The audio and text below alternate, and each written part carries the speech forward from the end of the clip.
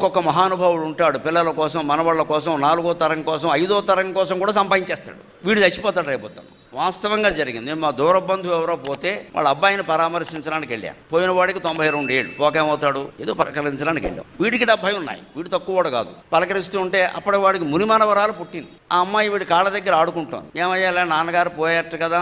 అవునయ్యా అన్నాడు. ఆ విషయం మీద దానికి ఏమి చింత ఏం లేదు, ఊరిగా నేను వెళ్ళాను అంతే, అనవసరంగా అని చెప్తే ఆయన వ్యాపారం చేస్తూ ఉంటాడు. అందుకని వ్యాపారం బాగుందా, ఏదో అడగాలి కదా. ఆరోగ్యం బాగుందా అనడానికి ఏం లేదు, అన్ని వ్యాధులు ఉన్నాయి వాడికి, తెలుస్తూనే ఉంది. అందుకని వ్యాపారం బాగుందా అన్న. ఇంకా దీనికోసం సంపాదించాలయ్యా అన్నాడు. మునిమానవరాల కోసం సంపాదిస్తాడా? అయ్యి బాబోయ్, ఎంత అజ్ఞానంలో ఉన్నారు జనం అనుకున్నా. చివరికి ఏమిటంటే నేను పలకరించి వచ్చేసాను, అంతా అయిపోయింది. విచిత్రం అండి, 10 రోజుల్లో నాకు కబురు వచ్చింది, వీడు పోయాడు. నమశివాయ. ఇప్పుడు మునిమానవరాల కోసం ఎవడు సంపాదిస్తాడు? ఇవి భగవంతుడికి కావాలా?